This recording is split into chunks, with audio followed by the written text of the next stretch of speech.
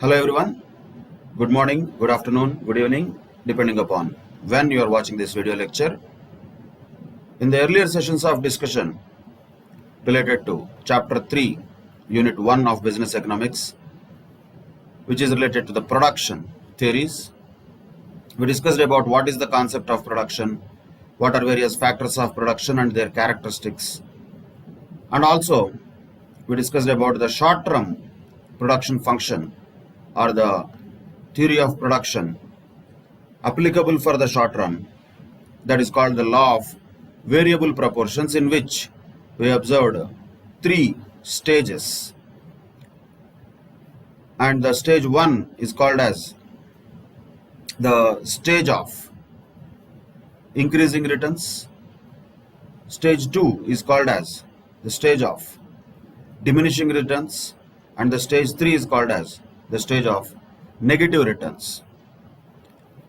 And what are the features of each of these stages we discussed? Very important aspect of the relationship between the marginal product, average product, and the total product in each of these stages has to be very well understood and remembered also. And I have suggested you to draw this graph related to the law of variable proportions number of times. I hope you have followed that suggestion and drawing this graph. This is the one which will easily help us in solving at least 5 to 6 questions in the main exam. So definitely this has to be practiced very well. I hope you are doing that already. And what happens in each of the stages related to these 3 things, marginal product, average product, and total product, has to be also remembered very thoroughly. In stage 1, marginal product is more than average product, and by the end of stage 1, average product reaches its maximum. In stage 2, the marginal product will go below the average product, and average product also starts declining, though the total product still increases, even at a lower rate. In stage 3, the marginal product turns negative, the total product starts declining, and the relationship between marginal product and average product has to be also specially observed. What happens when the marginal product is higher than average product? That is a stage where the average product was on the rise.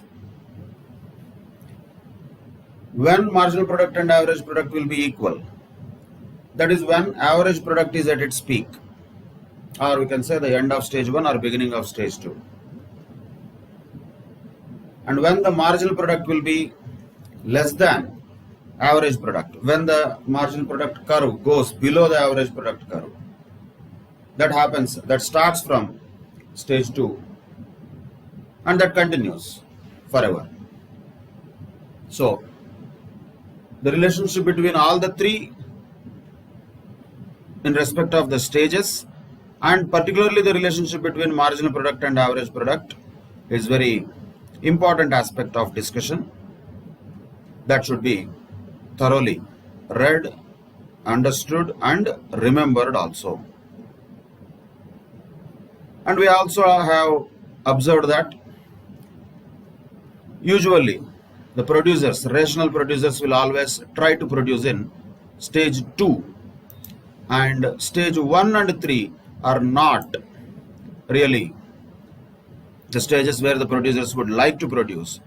So these stages 1 and 3 are called as economic absurdity or economic nonsense. Those 2 are nonsensical stages. Okay, that does not mean stage 1 is wrong, but that cannot be for a longer period of time. Anyway, it is a shorter period of time only we are talking. But stage 3 definitely is the stage of diminishing returns, sorry, the negative returns. So that is absolute nonsense. Nobody would like to produce in stage 3, that is for sure. But stage 1, the problem is with practicality, where it is not sustainable for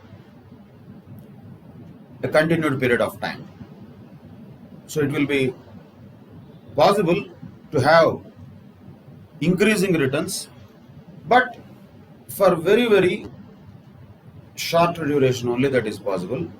Usually the producers will operate in stage 2. So that's what a rational producer does in accordance with the theory of or the law of variable proportions. Now, let us move on to the long run theory, though this is also related to the production function only, but the production function now we are going to discuss is not about the short run production function, it is the long run production function. Then what is long run? You should recollect once again. Long run means that is the time period where all the factors of production can be changed.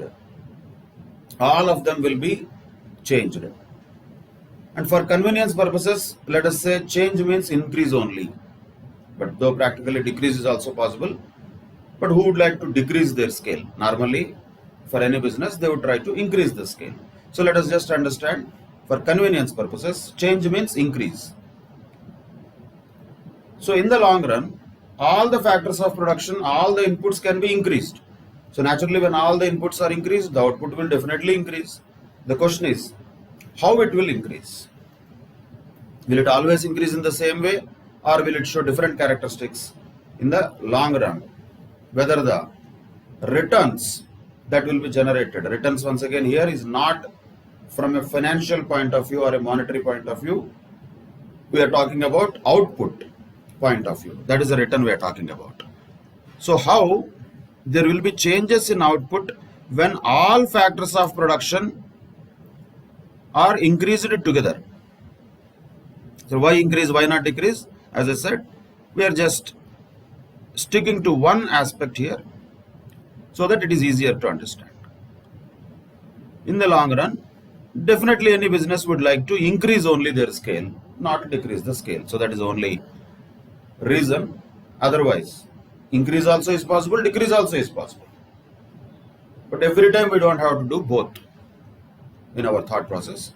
So let us say if all the factors of production are inputted at a greater scale, higher scale, then what that will result in?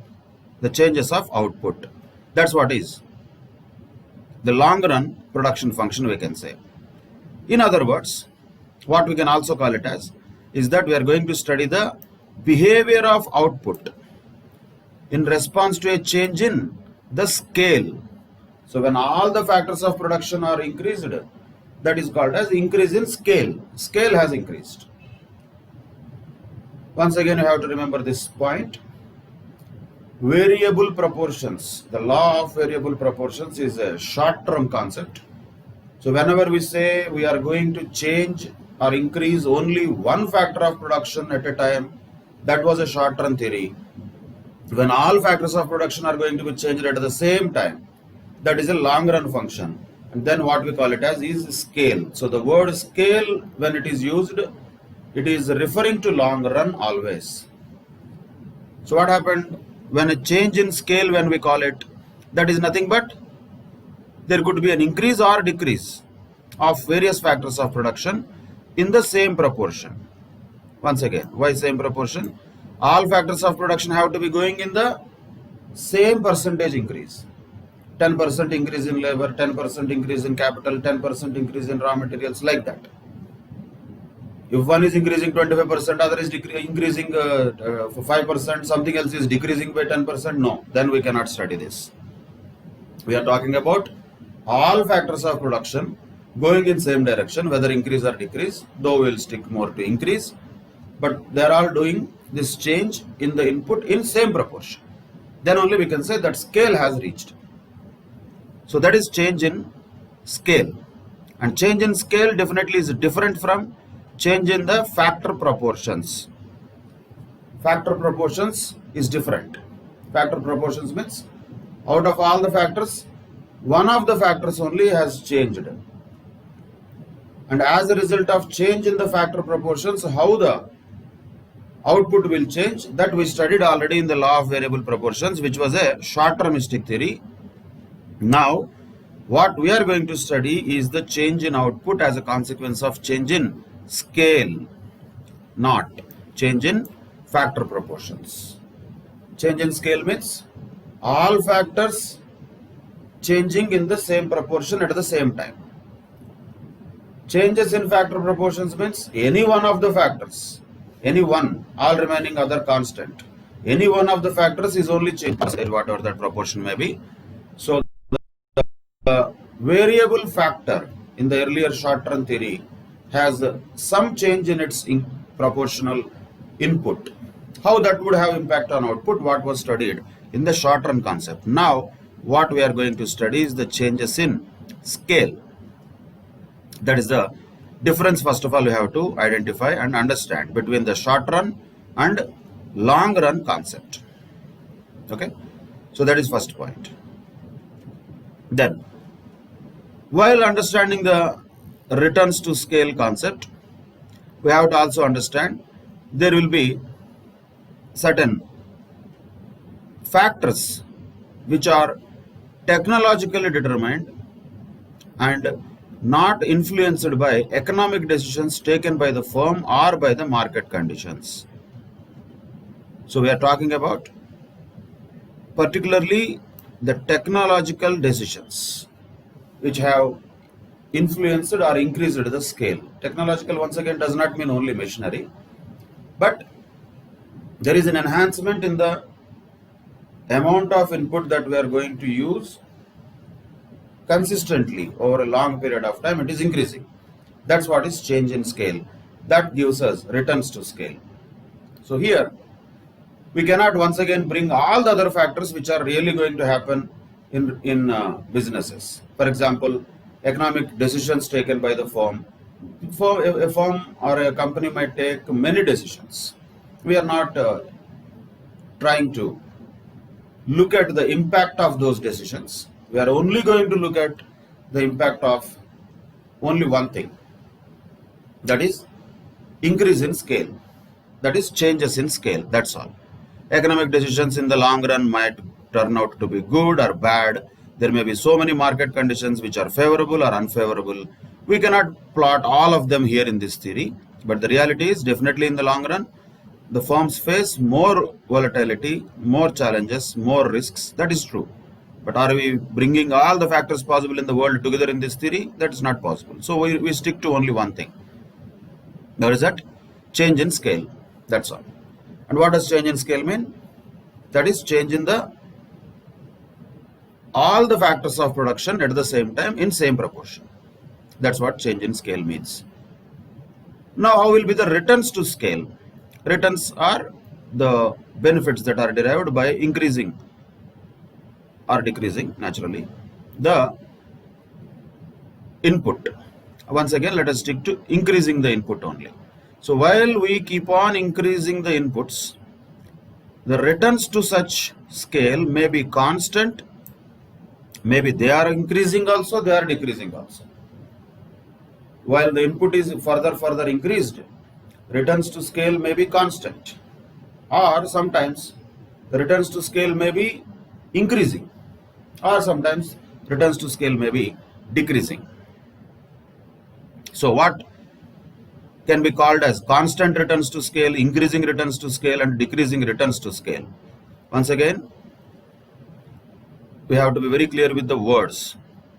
Increasing returns, diminishing returns, negative returns, that was in the short run concept. Here, constant return to scale, increasing return to scale, decreasing return to scale, this is long term concept. And what is a very important word here in the long run? Scale. That's what I have to keep in mind. So when we increase all the factors, let us say the scale, that means a particular mix where all the inputs are increased in same proportion. Then if the output also increases in the same proportion, then what we can call that? That means the returns to scale are constant. logically something like, not really, but similar to elasticity of demand. Percentage change in quantity demanded divided by percentage change in price. And observe the logic only, don't try to mix the things. Percentage change in quantity demanded in the numerator was what? That was the dependent factor. Dependent on what? On the denominator. That was price. Same here. Numerator is percentage increase in the output or return. And the denominator is percentage increase in the scale.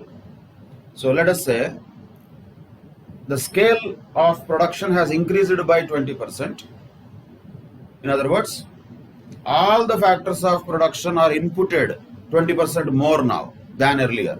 All of them at the same time 20% increased. Input increased by 20%. If output also increased by 20%. If, then what we call it? Then we say the returns to scale are constant. So, for example, if you double or triple all the factors of production at the same time, then it will cause a double or tripling of output. That means the returns to scale are constant. Whatever the percentage you increase in the overall input of factors of production, if the return also increases, output also increases in the same proportion, that is constant returns to scale. In other words, you can use this formula if at all for understanding purposes. Percentage change in output divided by percentage change in inputs. Inputs, all inputs in the denominator. So if the percentage change in output is the same as percentage change in inputs, then we call it, what is that? Returns to scale is constant. Then other things can be understood easily. But what if the increase in all factors leads to more than proportionate increase in input? In other words, percentage change in output is more than percentage change in input. So for example, let us say, just for understanding purposes, it will not happen like this again. In reality, just pure relationships we are talking. So let us say percentage change in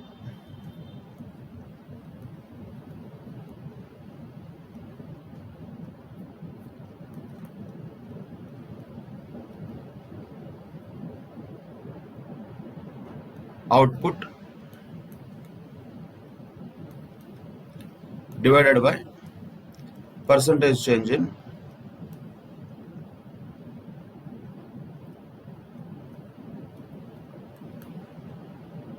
input.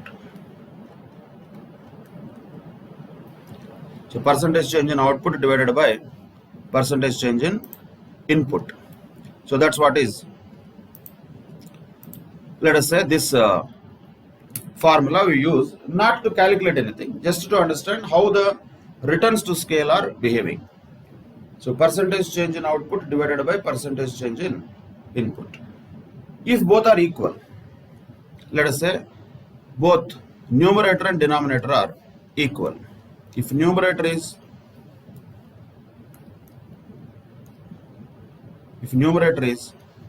equal to denominator, if both are equal, so what we can call it? That we can call as constant returns to scale. What if the numerator is greater than denominator? In other words, percentage change in output is greater than percentage change in input. Percentage change in output is greater than percentage change in input. So you are increasing the input by only 20%, but output is changing by 30%. So that means numerator is greater than denominator. That is called as what? Then we say the returns to scale are increasing. That is when we call it as increasing returns to scale. So constant returns to scale when numerator is equal to denominator. Increasing returns to scale when numerator is greater than denominator. So what does it mean? Imagine if all factors are doubled, inputs are doubled, but output increases by more than double. Then naturally what we can call returns to scale are increasing. right? That's what happens in case of when the returns to scale increase. Then the third case, let us say if the increase in all factors lead to less than proportionate increase in output. It will also cause an increase in output definitely because all factors are increasing, but that is causing a less than proportionate increase in output. In other words, once again, numerator here is less than denominator. If that is the case,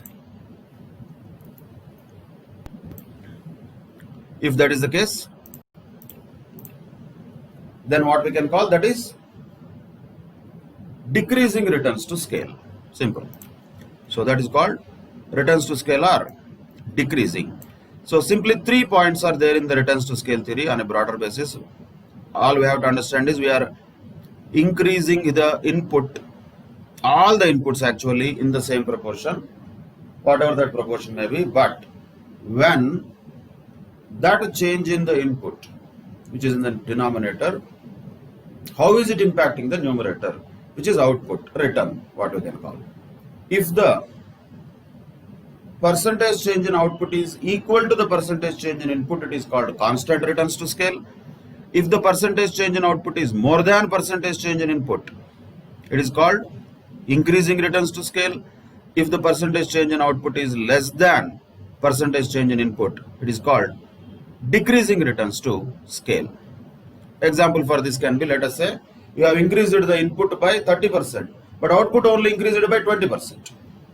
Output is increasing, but it is increasing only by 20%, less than proportionate increase in output in the third case. So if the change in the output is happening in the same proportion as the change in input, it is constant returns to scale. If the change in output is more than proportionate to the change in input, it is increasing returns to scale. If the change in output is less than less proportionate when compared to the changes in input, then we call it decreasing returns to scale. That's all. These are the 3 possibilities in the long run. That's what happens in the long run. Any of them can happen. So here, when we say all the factors are being changed simultaneously in the same proportion, how that will have an impact on the output is what this long run theory will tell us. That is called the law of returns to scale. Of course, we already know this. This is different from the increasing or decreasing marginal returns. Increasing returns to scale here different is referring to long run, whereas marginal returns and all, that was short run. So we have to be very careful with these words. When we use the word scale, it is a long run concept. When we use the word marginal, it is a short run concept. So marginal returns is different. Returns to scale is definitely different. That's what we have to also keep in mind, which we already know. Then let us understand one by one how this happens. Constant returns to scale, or increasing returns to scale, or decreasing returns to scale. Once again, why they happen is a different story. There may be hundreds of factors. We cannot just study them in 4 or 5 lines and couple of paragraphs. Most important thing for us, particularly from examination point of view, is what happens. When can we say it is constant return to scale? When can we say it is increasing returns to scale or decreasing returns to scale? That is more important. But why it happens? It could happen because of many reasons. A lot of times it is difficult to explain the reasons also in reality. But what happens? Yes, we should know that. When we say constant returns to scale, what does it mean? What does it mean? It means if all inputs are increased by a certain amount, let us say K, output also increases in the same proportion. So you can express that. No need of all this. It can be expressed as a linear homogeneous production function. What is that? I will do the mathematics of that. Not required, sir. You don't need to do any mathematics here. But we just need to know the name of it. That is a linear homogeneous production function. That's what constant returns to scale can be expressed as a linear homogeneous production function. That is a question. And when that will happen? When all the inputs are increased by some proportion and output also increased by the same proportion. That is constant returns to scale. Nothing new. What about increasing returns to scale? Increasing returns to scale happens when naturally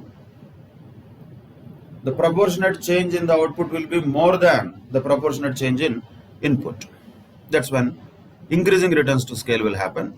Usually this happens when the firm expands, and this happens in the beginning. In the expansion phase of any firm, this increasing returns to scale will occur. Expansion and all is not going to happen in short run. It will be a long run approach only. So when a firm expands, in the beginning stage of that expansion, increasing returns to scale, it will experience because of many reasons. Because of the indivisibility of the factors, because these factors can be utilized with more efficiency. So many reasons could be there for increasing returns to scale. If they are all working together, and that will not happen for a longer period of time also. Usually when a firm is in an expansion mode, this increasing returns to scale will be there for certain period of time only. After that they become almost stagnated, means again they go back to constant returns to scale.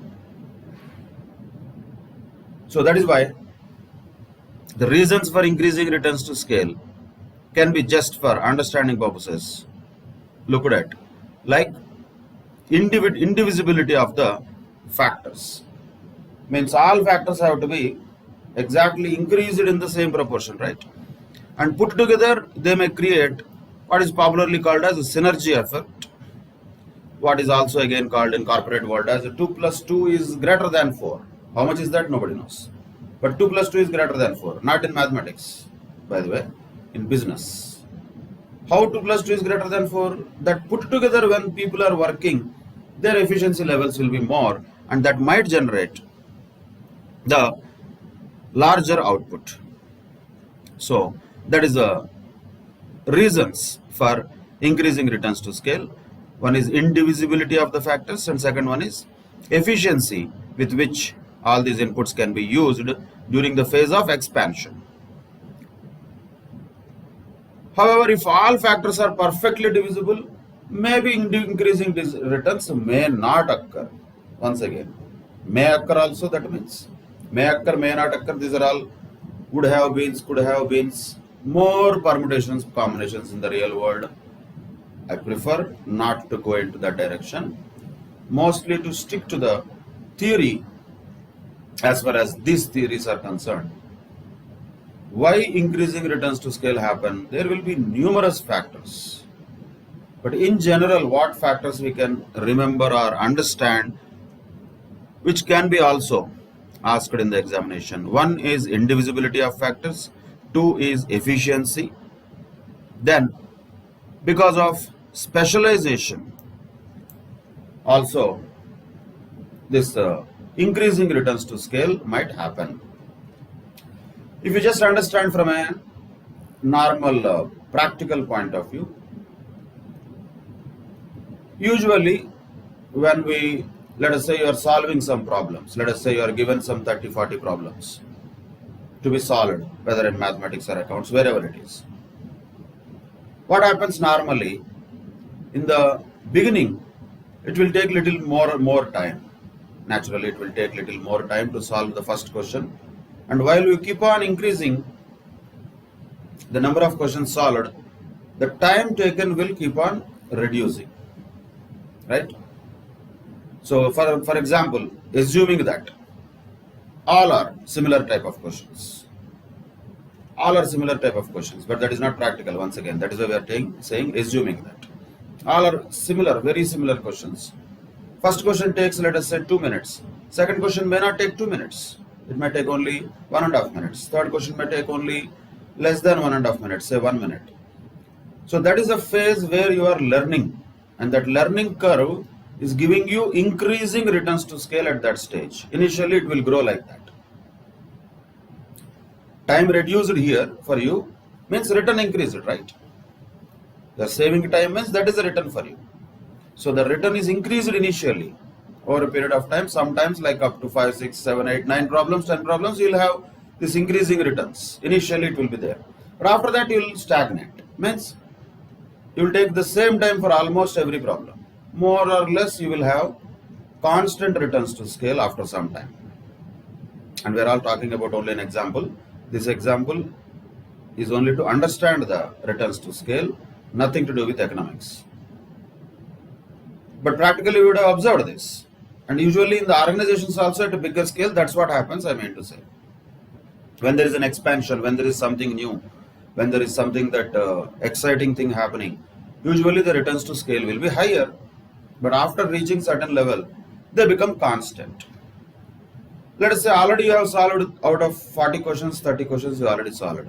Slowly, psychologically, bore will start. Arey, same questions, how many times we will solve? Though, we will solve them with little bit of more commitment. But definitely the brain will start dragging us down. Sometimes suddenly some deviation will happen. Arey, there is some new movie that is going to be released on Netflix. Something like that, the mind will suddenly deviate. So naturally what happens? Average time taken for the last 10 problems will be more. So what happened in this overall process of just solving few questions only? Initially you got increasing returns to scale. After that you got constant returns to scale. After that you got decreasing returns to scale. For a human being that is quite common. That is what we have to control so that wherever we get better returns to scale. But that is happening most of the cases or not? Definitely yes. Same happens in the organizations also. In an expansion phase initially, because of all the enthusiasm they have, because of the factors being used very efficiently and specialization they acquire during that phase, increasing returns to scale will happen. After some time, they settle at constant returns to scale. But further, if they keep on increasing the inputs, if at all, then naturally, after the saturation stage, the returns will drop. That is called decreasing returns to scale. In other words, the output increases in a smaller proportion when compared with the increase in all the inputs. Then decreasing returns to scale will prevail. And why this happens? This can also happen with 100 reasons. We are not talking about market changes and all that. That anyway we have to exclude from this discussion. But this can happen because of difficulties of management within the company. Naturally, when many people are there, people always fight with each other in the organizations. So coordination will be missing, difficult to control many people within the organization. So usually once it has reached to a very large size, already a saturated level, it is not easy to further get good positive returns to scale. So the same scale which was acting like a boost earlier, now the same scale will be acting like a negative thing, and that will create problems, and that will be creating difficulties and challenges to manage with the same efficiency as before. They will manage anyway. These are already giants, big corporations we are talking. They will try not to enter this phase of decreasing returns to scale with all their effort. If they just don't try, just like that, if they leave it, then definitely after reaching a particular scale, after reaching a particular level of size of an organization, huge organizations slowly will tend to have decreasing returns to scale, because it becomes tough to manage that much big organization, and it is more complex to achieve coordination, control and efficiency earlier, which was achievable. Now it becomes more difficult to achieve that. People will have a lot of problems among themselves, so that will not actually increase the returns to scale, or it will not be able to sustain the returns to scale which it is already having also. Slowly it will enter into decreasing returns to scale mode, and that is where nobody would like to go. But they have to be consciously knowing this theory, then only they will not enter into that. Otherwise what happens? Decreasing returns to scale will come sometimes even pull down the entire organization. We can take some of the examples of certain brands or restaurants which massively expanded throughout the South India. Some of the even healthcare institutions massively expanded, like eye checking institutions or dental care. I don't want to take names particularly, but if you could have identified at least like 6 to 7 years back, it was all about scaling up, scaling up. Everybody wanted to scale up, including chartered accountancy, coaching institutions. Though the overall percentage of the people who pursue this course is limited, they were all trying to increase that base, of course with a lure of intermediate MEC and chartered accountancy as a part of it, though there is no relation between them, but still. So what happened because of that? Tremendous increase in the number of branches of all these institutions. I would see in Hyderabad also some of the restaurants have increased their number of branches. Coaching centers have increased the number of branches. Too many branches. Even personally also I know some of the institutions like Time, which is one of the popular institutions for entrance examinations. They have expanded drastically. Entire South India they have expanded very drastically. And many CA coaching centers also, without names. You can recollect, particularly in the Andhra and Telangana area. Not now, I'm talking about 7-8 years back, 6 to 7 years back. Too much of advertisements, too much of bombarding, too much of expansion. What was all not happening that time? It was all blitzkrieg. Too much of, I would say, enthusiasm and too much of expansionary mode they were in. Okay, that was good. At that point of time, they expanded. Here branch, there branch, everywhere branch. As long as it is sustainable, as long as at least you are able to generate constant returns to scale, it is okay. But if it has crossed that level, I am sure at least many of those all types of organizations, be it coaching centers, education institutions, or medical branches like dental chains or eye checking, eye specialist type of chains. So many things having hundreds and thousands of branches that time slowly have scaled down further now. Some of them have actually shut their shops also because they could not sustain the scale. It is not just a matter of always increasing the scale and becoming the giant organization, biggest organization in the world. It looks like very all good things, but it is not that easy. There are a lot of challenges, difficulties will be there in management. After reaching a particular scale, that becomes more and more difficult. And then decreasing returns to scale will start. If they are not curbed, organization will become extinct. And some people have reacted to that by reducing their scale. There was no option because earlier 7 years back, 6 to 7 years back, it was all increasing scale only. Nowhere, if anybody even tells about why this much of increasing scale is not sustainable, even somebody like economists will tell them, they would look at us like fools. Increase in scale, it was all about that. But once it reaches to a phase where it cannot further increase and stagnation also could not be sustained, it will result eventually in decreasing returns to scale. And those organizations which react to that and by decreasing their scale, if they want to still sustain in the market, that is the only option. If not, they will extinct. There are so many organizations which became extinct also, and there are at least some organizations which have understood this. And if you observe the number of branches any particular restaurant earlier had, or the number of branches any educational institution earlier had, earlier means 6 years, 7 years back, and now you can observe a drastic decrease in that, not an increase, because that increase in scale was not sustainable. They started experiencing this decreasing returns to scale, and intelligently they have scaled down. That's called scaling down. Scaling up is the phase where they experience increasing returns to scale. That will all look exciting, fantastic. Business will grow in crores and crores of rupees. all glittery things will happen in that time. That is good. But how long that can be sustained is what depends upon the management efficiency more than anything else.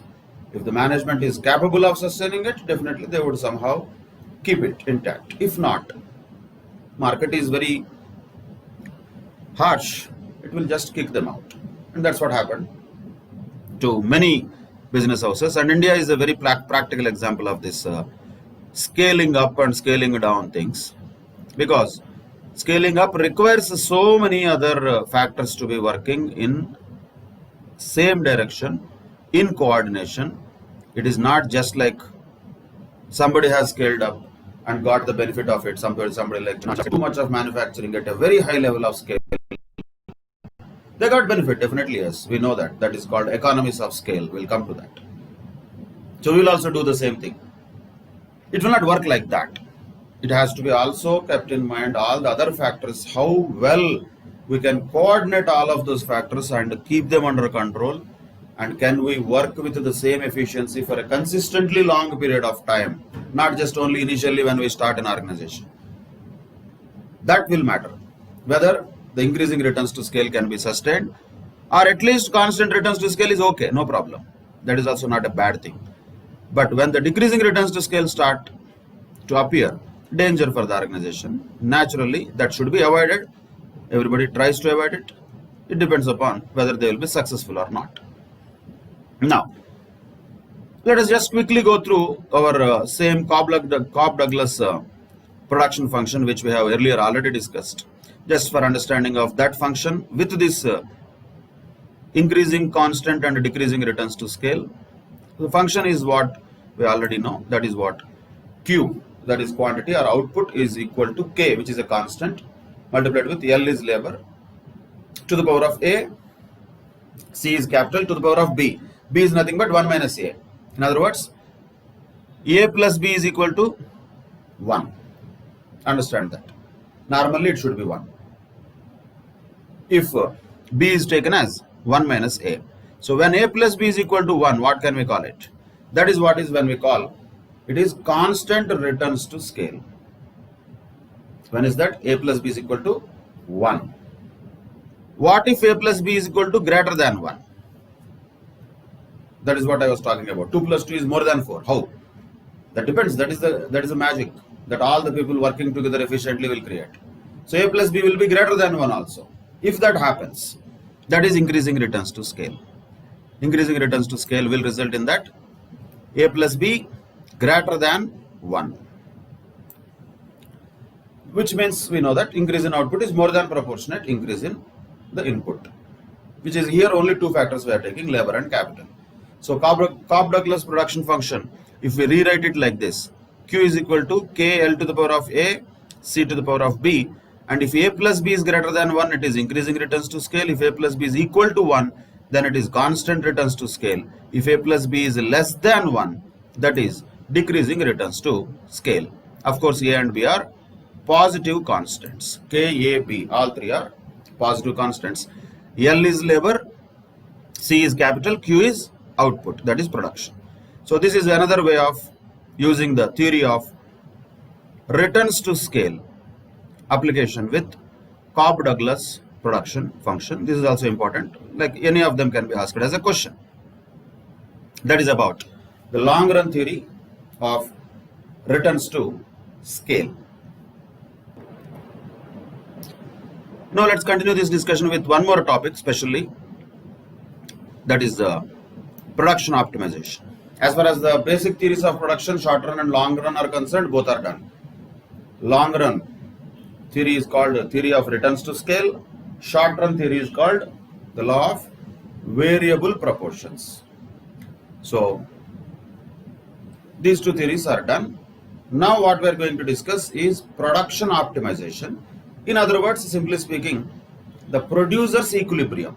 Earlier we discussed in the theory of consumer behavior about consumer's equilibrium. Now we will use a similar concept. Concept is similar, though application is different. For producers. When will producer be in equilibrium? When? Naturally, any producer will require a profit maximization as one of the objectives, definitely yes. And in order that to happen, they would like to have as lowest possible cost of production as possible. So they need to have the lowest cost of production so that the profit can be maximized. But how is the point? So how this can be achieved, that is the lowest cost of production, is by combining two things, production function and cost function. Though we have not as yet discussed the cost function, we don't need particularly that for this production optimization. This can be just understood the same way like we understood the indifference curves of consumers and budget line of consumers and mixing them, where the consumers equilibrium will be achieved. But here we will mix two curves called as isoquant and isocost. Iso we know already. Indifference curves earlier were also called as iso-utility curves. Means the same utility will be derived from different combinations. Same logic is same, but application is different. Isoquant means what? By combining two different factors of production, the same output is achieved. Output is same on the isoquant. Why isocost is what? Once again, two different factors of production can be mixed in accordance with the budget available of that particular producer. So whatever the best possible production any producer cannot do because budget constraint will be there. So isocost line can be, just for understanding purposes, related with the budget line or price line of a consumer. Isoquant line can be related with indifference curves of consumers. But that was from a consumer point of view. This is from producer's point of view. So now let us look at each of them one by one and try to mix both of them so that we will reach the optimum production point, that is what we call as producer's equilibrium. What is isoquant? Very similar to what we discussed as indifference curves earlier. But what is this here is all the combination of inputs which are capable of producing the same level of output. So different combinations of inputs which are capable of producing same level of output, which means on the isoquant any point will give same level of output. Isoquant, same quantity of output, but at any point inputs are different combinations. So that's what is isoquant. So can we say that the producer is indifferent as to which combination has to be chosen? Yes, definitely. Why will he be different? Because ultimately what kind of output he gets is same. So producer is indifferent. Is the producer's indifference curve, we can call it. Or can we call it equal product curve? Yes. Production indifference curve? Yes. ISO product curves? Yes. Many names can be given to that. But we should understand the concept of it. Any name used in the questions, we should be able to identify, all are telling the same thing. Equal product, isoquant, equal quantity, equal product. ISO product, same, equal, ISO, both are same. Or production indifference curve, producer's indifference curve. Any of these words can be used for isoquants. But what does isoquant represent? It is the various combinations of two factors of production, mixing which we will get the same level of output. Output is same when we mix two different factors. Just for understanding purposes, let us take labor and capital as two different factors. Here X and Y are given. Just for understanding purposes, let us say X is capital, Y is labor. Capital means not just money, capital brings us machines, right? So let us say one machine is used, which is by investing money in the form of capital, and 12 laborers are used. And some amount of output happened, whatever that is, doesn't matter, but that is combination A. In combination B, when you have increased the number of machines from 1 to 2, the number of laborers can be reduced because you don't need those many people like earlier. So earlier you needed 12 people, now you need only 8 people, enough. But output is still the same. Combination C, you have further increased the number of machines, naturally the number of laborers is further less. Okay. and further increased the number of machines, number of people required is further less. Like that, when one factor is increasing, other factor is decreasing. One factor input is increasing, the other factor input is decreasing. And once again, let me just remind you, this is an example. Okay, how can 5 machines work with 2 people? We don't know. It can be worked with 1 person also. 1 switch is enough for all 5. We don't know what machines those are, right? So we don't have to enter into those things. Point is, there are 2 different factors. For our convenience, we have taken them as machines and laborers. When the number of machines is increasing, the requirement of the number of people working in the organization as physical labor is decreasing. That is quite natural, right?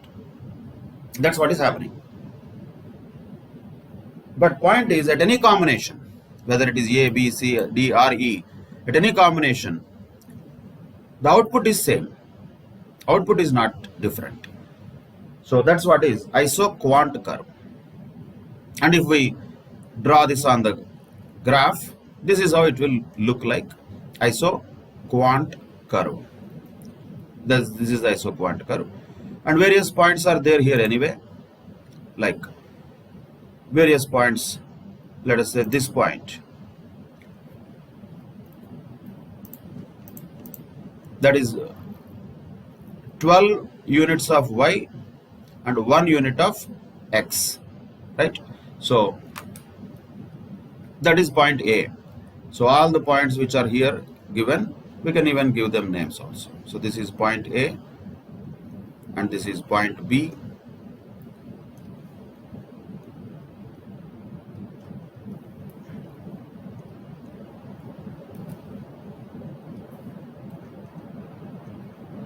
Then same way C, D and E. So these are different points which are there. But at every point, if you see, at every point, one commonality is that output is still the same. So for example, if the graph is given like this in the exam, point C, what does it represent? It represents what? It represents around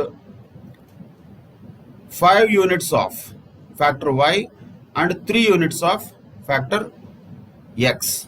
Factor X is on the X-axis, factor Y is on the Y-axis. So that's what point C is representing. Point D is representing what? 4 units of factor X and around 3 units of factor Y. Like this, when the usage of one factor is increasing, that is factor X which we have taken on the X-axis, as the factor X is increasing, the factor Y has been decreasing. The usage of factor Y has been decreasing so that the output is same, naturally. If both are same, like let us say factor X is increasing but factor Y is not decreasing, output will not be same, right? It will be more. When the output has to be same, when we are calling it as isoquant, then as and when one factor's input increases, other factor's input decreases. But once again, if you observe this, another point related to marginal rate of technical substitution. If you remember earlier, it was called marginal rate of substitution from a consumer's point of view. Here it is called marginal rate of technical substitution. It is called MRTS, marginal rate of technical substitution. From the table itself, we can understand what does it mean. It means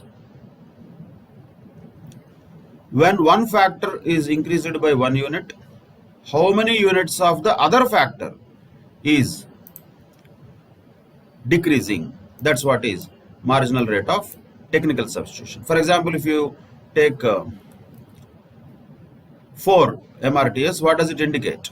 When factor X has been increased from 1 to 2, the input of factor Y has been reduced from 12 to 8. So how many units of input of factor Y got reduced as a result of increase in input of factor X by 1 unit? Factor Y got reduced by 4 units. That's what is marginal rate of substitution. Same way, you further increase it from 2 to 3 for factor X. Factor Y input decreased from 8 to 5. 8 to 5 means marginal rate of technical substitution is 3. Same way, 5 to 3 means marginal rate of technical substitution is 1. And same way, 3 to 2 means MRTS is 1. Like this, as one factor, in this case factor X, kept on increasing by 1 unit, factor Y kept on decreasing by some number of units. By what number of units it was decreasing is what is called marginal rate of technical substitution. It was decreasing by 4, 3, 2, 1 units. And other aspects like earlier also in the case of consumers indifference curves, the marginal rate of substitution was diminishing, and here also marginal rate of technical substitution is diminishing. That is why this isoquant also is convex to the x-axis, and it is going downwards from left to right. Very similar. All other things are more or less similar. The properties of isoquant and properties of indifference curves are not much different. Just like indifference curves, isoquants are also negatively sloped, which means going down from left to right. Convex to the origin. Yes. Why is that? Because of diminishing marginal rate of technical substitution. Same reason, but only name is there we use the word marginal rate of substitution. Here we are talking about marginal rate of technical substitution. Same way here, this producers indifference curves, can they intersect? Not possible. Same logic like consumers indifference curves. So all these similarities are there between the consumers indifference curve and producers indifference curve, also called as isoquant. However, one difference is there when it comes to producers indifference curve and consumers indifference curve. In case of consumers indifference curves, the quantification is not possible because the level of satisfaction in the case of a consumer could not be quantified. But the level of production here is a quantity, definitely. So it is possible to be quantified. That difference is there. So the point is, the consumers indifference curves are only representing different combinations of levels of satisfactions of the consumer, where the consumer derives the same utility from different combination of consumption of goods. But how much, sir? How much utility? How much satisfaction? That nobody knows. That is not possible. Same utility? No. Yes. Different combinations of goods of consumption is giving same utility, that the consumer can tell. But how much satisfaction he cannot tell, because it was not quantifiable. But production can easily be quantified, because all these things are quantities only. Factor X is quantifiable, Y is quantifiable. So naturally the output is quantifiable, which is constant, which is same output with the different combinations of inputs of different factors, and marginal rate of technical substitution is quantifiable. So all these things are quantifiable. That is one key difference between consumers indifference curves and the producers indifference curve. Okay. Now, let us say if there are different isoquants like IQ1, if it represents 100 units of output at isoquant 1, different combination of input factors will give 100 units of output. So naturally isoquant 2, imagining it is over and above the isoquant 1, that will give higher output than isoquant 1. Naturally, yes. Isoquant 3 will give much higher output than isoquant 2. Definitely, yes. So, how much quantity that it is generating, or how much quantity it is resulting in, is quantifiable in case of isoquants, which was not possible in the case of consumers equilibrium. So let us say this is already there one isoquant, and there is one more isoquant, let us say like this. That will definitely give more production output than the isoquant 1 for sure. And the next isoquant will also definitely give more output than the earlier one. So from this it will give more output definitely. From this it will give also more output definitely. That is clear. How much output also is clear. There is no problem in identifying the isoquants quantity, what they are generating. But in the case of consumer indifference curves, shape is all same, but how much level of satisfaction the next curve gives quantifiability is not there. But is it giving higher satisfaction than the below curve? Yes. Higher, no. But how much higher, that we don't know. So that was the difference from consumers indifference curves and producers indifference curve, also called as isoquant. So here, when we say there is a isoquant 1 which represents 100 units of output, isoquant Q3, etc., they will definitely represent higher levels of production, definitely. And naturally, when a curve on a right represents a higher level of output, then a curve on the left represents lower level of output. So that is same. There it was higher level of satisfaction, here lower level of satisfaction. Here it is higher level of output, lower level of output. So the middle curve here will give lesser satisfaction than the upper curve, more satisfaction than the bottom curve. Like that.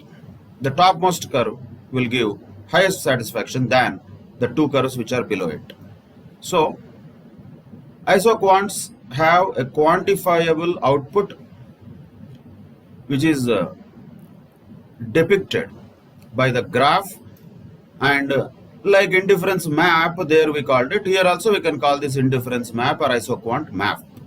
When there are more than one isoquant, then that can be called as isoquant map or indifference map. But here what indifference it is? Producer's indifference. That we have to keep in mind. That is what is isoquant all about. Now coming to isocost. Cost, iso means equal. That means equal cost lines. Just like once again in the case of consumers behavior, there was a budget line or price line. Same thing can be applied here also, but only from a producer's point of view once again. So this is the budget constraint line which shows alternative combinations of two factors which the firm can buy with a given outlay. Outlay means outflow of cash, expenditure.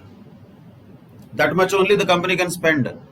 It cannot spend more than that. That is its budget. Just like an individual consumer will have a budget, the organizations will also have their own budget constraints. Within that constraint only they can spend. But whatever the budget they have, what combination of two different factors of production they can buy. Buy in the sense use. While using they have to buy. Let us say they are employing labor. You cannot say they are buying the labor, but they have to pay wages, right? That is cost. When they purchase the raw materials, they have to buy. They have to pay to the suppliers.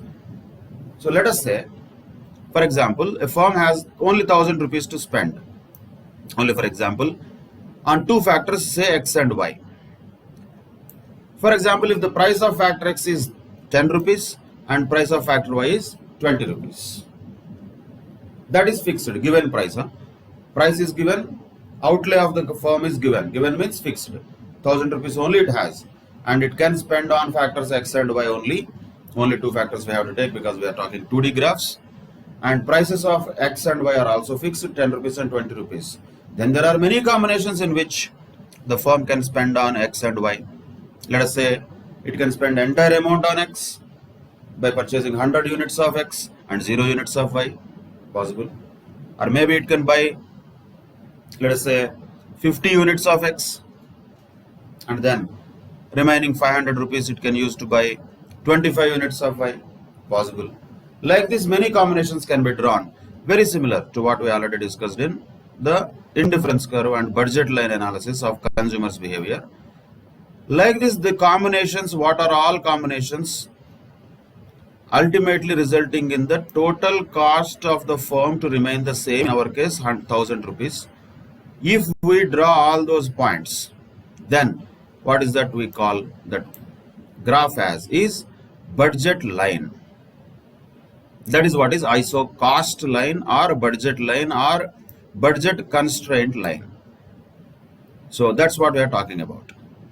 So here, let us say x-axis is factor X and y-axis is factor Y, and the entire 1,000 rupees is spent on factor X. That means 0 on factor Y. Then that is point B, that is OB. But what if entire amount is spent on factor Y, but no amount is spent on factor X? Then that is OA. The straight line that is joining A and B points is passing through all the combinations of factor X and Y which the firm can buy with an outlay of 1000 rupees. So the AB here is what we call it as ISO cost line. But then what is CD? Then that is a different budget, higher budget. Then what is EF? That is also ISO cost line, but that is a higher budget. If the firm can have higher and higher budget, it will keep on increasing the cost. It will keep on increasing the inputs. So AB is what the firm's budget is. Let us say 1000 rupees. CD definitely will be more than 1000 rupees. Let us say 2000 rupees. EF will be definitely more than 2000 rupees. Let us say 3000 rupees. But any point on AB is giving rise to a total cost of 1000 only. Any point on the line of CD is giving rise to a total cost of 2000 rupees only. Any point on the line EF will give rise to a total cost of 3000 rupees only, because that is the budget. Sir, how much is the firm's budget? 1000, 2000 or 3000? That they will decide. That is what they will decide. Depending upon whatever their budget is, they will draw the ISO cost lines. Okay. So that is ISO cost line, which is about different combinations of the factors which the firm can afford within its given budget. What is ISO quant? Different combinations of input factors resulting in same output. That is ISO quant, and this is ISO cost. ISO quant is producer's indifference curve. ISO cost is producer's budget curve or budget constraint curve, we can call it. Okay. So that is the point here to be noted related to ISO quant and ISO cost curves. Now let us mix these two, both ISO cost and ISO quant curves. What should be the best possible output for the firm? What is the producer's equilibrium? That will be the one where there is the least cost combination of factors. Least cost combination of different factors has to be there. That is when the producer's equilibrium will be achieved. But how to achieve that? That is possible by superimposing the ISO quant with the pre-decided level of output on ISO cost lines. So already ISO cost lines are there pre-decided. If this much budget, AB combination will be possible. If we increase the budget, CD combination is possible. If we increase the budget further, EF combination is possible. Like that, ISO cost lines are already pre-decided. At different levels of cost or different levels of outlay, they will decide it. But when you superimpose the ISO quant with the ISO cost lines, where exactly these two will have tangential point, that is this point C, that is where the producer's equilibrium will be achieved. Then a question comes, why not point B? Any question can be answered here with these points. Why not point B? Because point B is beyond our budget. Why not point A? That is beyond our budget.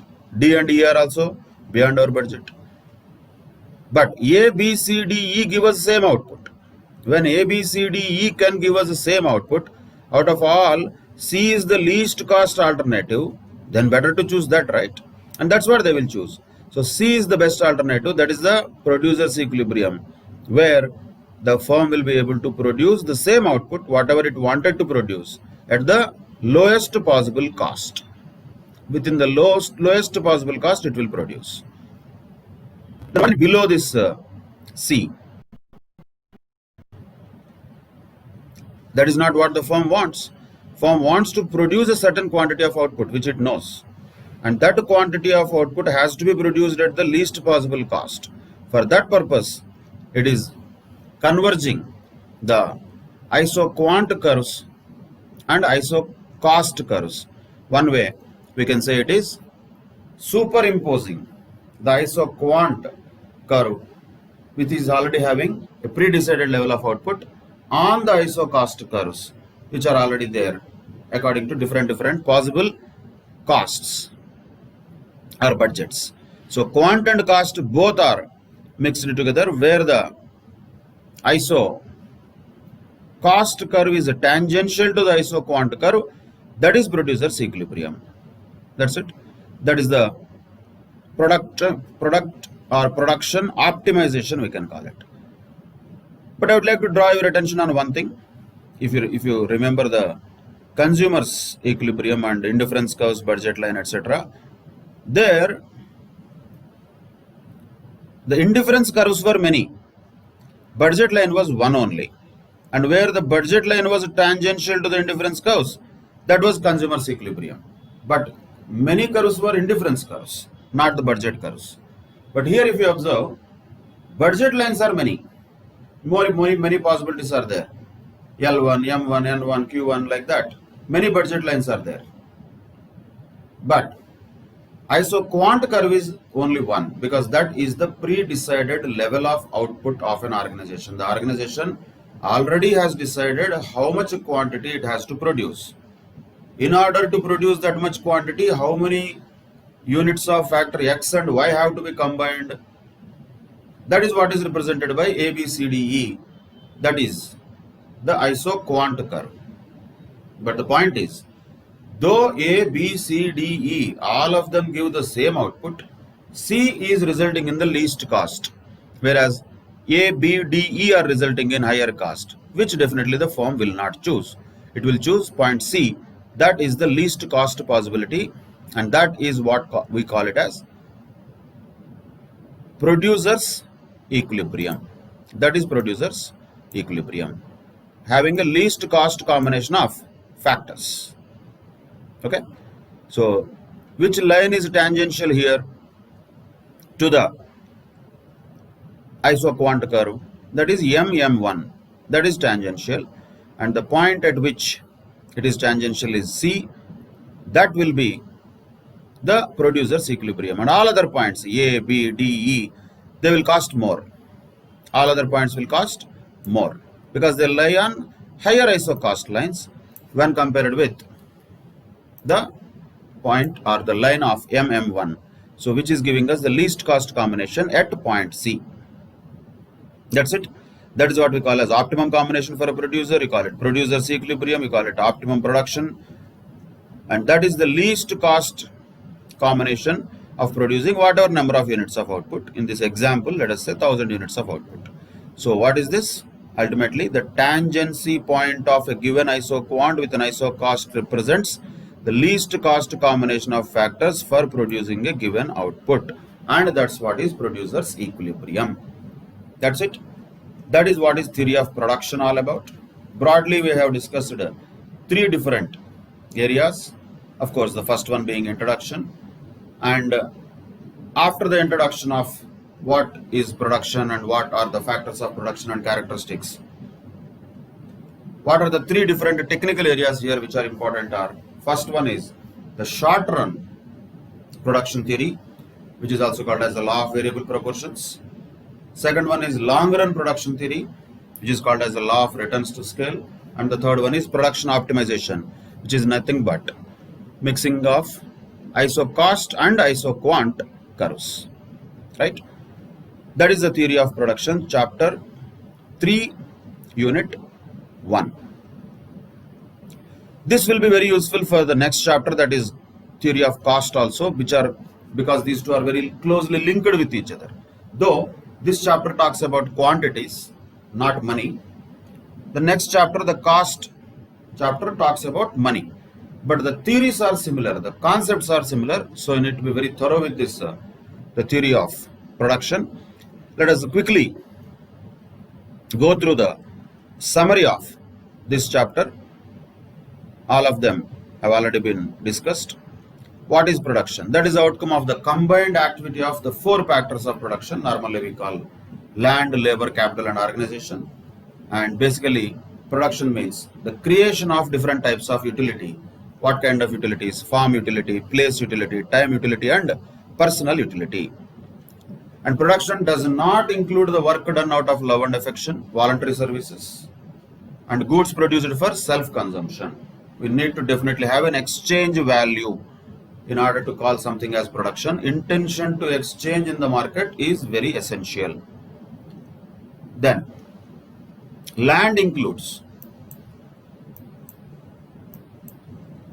all those free natural resources whose supply for the economy as a whole is fixed. We have gone through the characteristics of land and all. It is fixed in supply.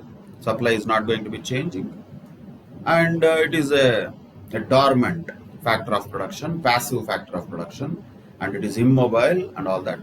Land does not mean only the soil. We are talking about all the natural resources within this earth is all called as land from economics point of view. Labor is about the human efforts, physically or mentally, body or mind, which are undergone either partially or wholly with a view to secure an income apart from the pleasure derived directly from the work. See, pleasure derived from the work is different story, that is personal. But why anybody is working, when can we call something as a labor, why a laborer is working? To derive some income by working. So that aspect of intention to earn some income out of the work is important to call somebody as labor. He might derive satisfaction also along with that. That is different. That is not quantifiable. We are not talking about that. We are talking about laborer working for an organization, earning some money. For the organization, that will become a factor of production and it is a cost. That cost for the organization is wages or salaries. For the person who is working, it is income. And the person is working for that only, majorly for that purpose. That is labor. Then what is capital? Capital is that part of the wealth of an individual or a community which is used for further production of wealth. So the wealth which is used for further production of wealth is called as capital. And it is a stock concept, not a flow concept. And this capital refers to the produced means of production. All of these words we have already discussed. And it comprises of what? Man-made machines and materials which are used for further production. So here it is not a natural resource, something like land or labor, it is a man-made resource. That is what is capital. And then we also discussed about the capital formation process, simply called investment. There will be a lot of stages in the capital formation process like savings, then mobilization of savings, then finally investment, wherein the mobilized savings are actually converted into the real capital assets. So capital formation as a process is nothing but an increase in the stock of real capital in a country or an economy. It is a macroeconomic concept. But because we talked about capital and other factors of production, we just have touched that also as one of the aspects related to capital as a factor of production. Though the process of capital formation is a huge complex discussion, we will discuss in two subjects later. One is financial management and another one is economics for finance. But here only to understand as one of the factors of production, that is capital. Another factor of production is entrepreneur, who is the person who brings all the other factors together and who initiates the production, who remunerates the other factors, who introduces innovations, and of course ultimately bears the risks and uncertainties of the business. That person is called as entrepreneur. Then, if you look at the objectives of the enterprise, they can be categorized into multiple categories like organic objectives, sustenance and growth, economic objectives, making profits, social objectives, creating employment, not polluting too much, creating good quality products which are useful for the society, human objectives, creating employment once again and treating the employees, customers, suppliers and all the human beings around the organization carefully. That is human objectives. National objectives include bringing pride to the nation, making the country popular and proud with the inventions and scale that the organization reaches. So like this, every organization will have all these types of objectives. It's a different story whether all of them will be able to achieve or not. If they achieve, that's what we are calling them as very famous organizations. We say Microsoft is a big organization, Google is a big organization. They are definitely making America proud because those are formed there. And organization's CEO, Sundar Pichai himself is making India proud because he is from India.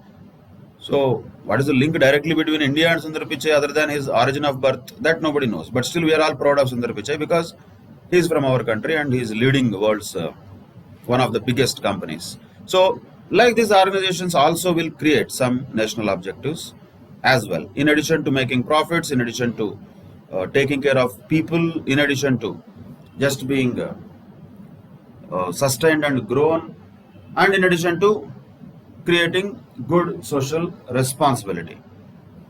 All of them will be there as part of organization's objectives. But of course, while achieving these objectives, the firms, organizations, enterprises face a number of problems naturally. Throughout its lifetime, these problems will keep on continuing. And these problems could be related to their objectives itself. Maybe they are conflicting objectives sometimes. Challenges, we can say, related to location, they have to take a decision on that. First of all, they should decide what is their objective. First of all, they should also decide where they should start the business, at what size they should start the business, what kind of physical facilities will be required for that business, how much finance will be required and how to raise that, what organization structure they should use, what marketing they have to do, what kind of legal formalities they have to follow, and industrial relations to be maintained well so that there is no problem with laborers. Like this, many problems, many of them. These are only just some of the key problems. Right from a small shop to the biggest organization in the world, any organization faces these problems on a daily basis. And they face them, they overcome them with their experience and definitely right decision-making processes. That is what enterprise or entrepreneurship is all about. Then, coming to the factors of production, on a broader basis, we can classify these factors into two categories. One is fixed factors, where the quantity of them remains unchanged with the changes in output, whereas variable factors are those where the quantity of these factors will change with a change in the level of output. So certain factors are fixed and certain factors are variable. Just for understanding, this will be useful for later also. Say machinery. Machinery is there, let us say, having a capacity of 10,000 tons of some product. But now it is using only 60% capacity and manufacturing only 6,000 tons of that product. If you want to increase the quantity of output from 6,000 to 7,000, do you need new machinery? You don't need. Do you need new factory, new land? Not required. Because within this capacity, you don't need any additional input factors. Whatever the factors existing are there, those are enough. That means the quantity of those fixed factors like machinery, land, or the factory building, those will remain unchanged within a level of capacity. But do you require more people to work or not? Possibly yes. First of all, do you require more raw material to manufacture more output or not? Definitely yes. So that will become a variable factor. When you want to increase the level of output, you have to increase the level of input if it is a variable factor like raw materials. But you don't have to increase the level of input if it is a fixed factor like machinery. Of course, what is the caveat here? Within a capacity, we are not talking about expansion of capacity, then it becomes a scale related point. Within the capacity already available, you don't need new machinery just to increase your production. You can increase the production with the existing machinery also, but you cannot increase production without increasing the variable factors input like raw materials, labor and all that. So that classification of factors of production is also important. Even from cost point of view, this classification we will discuss once again in detail later in the next chapter. Then, what is production function? We have the discussion of it already. Production function means what? There is a technical relationship between inputs and outputs. Simple.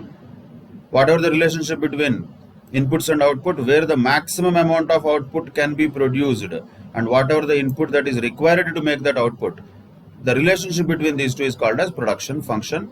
Of course, here technology is deemed to be constant for a production function. We are not going to derive any production function. We just know that there is a relationship between inputs and outputs. If it is expressed algebraically, it can be called as a production function. Now, the important one is the law of variable proportions. Law of variable proportions, or we can also call it as the law of diminishing returns, that is useful in the short run. Definitely the study here is only for short run, and in the short run some factors are kept fixed and others are varied, and in general while studying it only we are varying one factor, all other factors are kept as fixed. We are not changing all the factors. We cannot change. If we can change all the factors, it is not called a short run.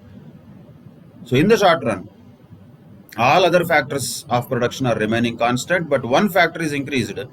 As a result of this increase in one factor, how the output is changing, how the output is behaving, is the study of law of variable proportion. And we know that already there are three stages. One is increasing return, that is one stage. Then there are diminishing returns, and there are negative returns too. The variable proportionate increase in the variable factors, all other factors remaining constant. Then what is total product, what is marginal product, what is average product? These are very important ones. So what is total product? Simply speaking, that is name itself indicates. That is the total output resulting from the effort of all the factors of production combined together. All factors of production working together, and how much is the output, total output. That's what is total product. Marginal product is how much change in the total output happens for every one change, unit change in the quantity of variable factor. When you increase or decrease 1 unit of variable factor, how much impact it will have on the total output, that is called marginal product. Average product is nothing but total product divided by number of units of variable factors. So total product per unit of variable factor can be called as average product. And these three stages, the graph related to the law of variable proportions, everybody has to be very much thorough with them. Then only you can answer the questions comfortably. Then the law of returns to scale is different. That is about relationship between inputs and outputs in the long run, and where all inputs are changed in the same proportion at the same time. And how the returns may be constant or increasing or decreasing. We have discussed that in the today's session itself. When we can say constant returns, when we can say increasing returns, when we can say decreasing returns. Constant returns are when the inputs increase by some proportion and output also increases by same proportion. Homogeneous production function, that is called constant returns to scale. It is a linear homogeneous production function. Increasing returns to scale occur when the inputs increase by some proportion but the output increases by more than proportionately. Decreasing returns to scale occur when inputs increase by some proportion but the output increases less than proportionately. These are the three things in the law of returns to scale. Then what is isoquant? We can call it as product indifference curve or production indifference curve or producers indifference curve, which shows all the combinations of different factors of production but which will give same output to the producer. That is isoquant. Then what is isocost? That is a various combination of two factors which the firm can afford to buy with a given expenditure or outlay. Their budget is constant. Within that constant budget, what combinations of two factors can they afford to buy is called as isocost line. And if we combine these two, isoquant and isocost lines, what can happen is optimum production can be achieved. That is production optimization, we can call it. And the combination of the factors of production which will minimize the cost of production, that's what is called as producer's equilibrium. And where that will be achieved? The tangency point of the relevant isoquant with an isocost represents the least cost combination of factors. Once again, that's what we call as producer's equilibrium. That is the least cost combination, where the isoquant and isocost lines are tangential. Here isocost lines are many but isoquant line is only one. Where the isoquant and isocost are tangential, that point is called producer's equilibrium. That is the least cost combination, we can say. That's all. That is the theory of production. Very important chapter in the business economics. And also very much related to the next chapter or next unit of the cost theories. So go through these theories very well, understand them, remember them, draw the graph, majorly the law of variable proportions. You should draw that. By drawing it only, you will be able to answer many questions. So practice that. In the next session, we will continue this discussion with the next unit, that is related to the theories of cost. Till that time, take care. Bye bye. Thank you very much.